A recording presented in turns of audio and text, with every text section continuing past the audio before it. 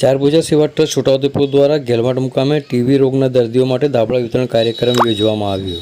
છોટાઉદેપુર જિલ્લા સહાય કેન્દ્ર ટીબી રોગના સારવાર ચાલી છે તેવા દર્દીઓને ચારભુજા સેવા ટ્રસ્ટ દ્વારા છોટાઉદેપુરના ગેલવાડ મહારાજા ગાર્ડન ખાતે 200થી વધુ દર્દીઓને ધાબળા તેમજ મફલર વિતરણ કરવામાં આવ્યો હતો।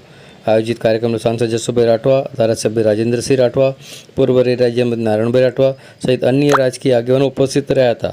આ ઉપરાંત સામૂહિક આરોગ્ય કેન્દ્ર જોજ ખાતે પણ ધાબળા વિતરણ કરવામાં આવ્યા હતા, જ્યાં તાલુકા પંચાયત કારોબારી અધ્યક્ષ રાજેશભાઈ લગામી તેમજ incharge superintendent doctor Ashish, medical officer doctor Jaydeep Rathwa સહિત લાભાર્થીઓ ઉપસ્થિત રહ્યા હતા।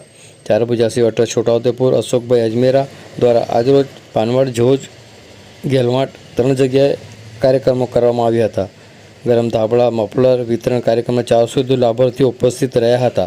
આવો સાંભળી આ અંગે ચારભુજા સેવા ટ્રસ્ટના અધ્યક્ષ અશોકભાઈ અજમેરા શું કહી રહ્યા છે, સાંભળો તેઓના મુખે। આજ રોજ શ્રી ચારભુજા સેવા ટ્રસ્ટના માધ્યમથી અને છોટાઉદેપુર જિલ્લા શાખા આરોગ્ય શાખાના માધ્યમથી પાનવડ, છોટાઉદેપુર અને જોજ મુકામે સિકલ સેલ તથા ટીબીના દર્દીઓને ધાબળા વિતરણ અને મફલર વિતરણનો કાર્યક્રમ કરવામાં આવ્યો છે, જેમાં 3 જગ્યાએ થઈ અને 500થી વધુ લાભાર્થીઓને લાભ આપવામાં આવ્યો છે।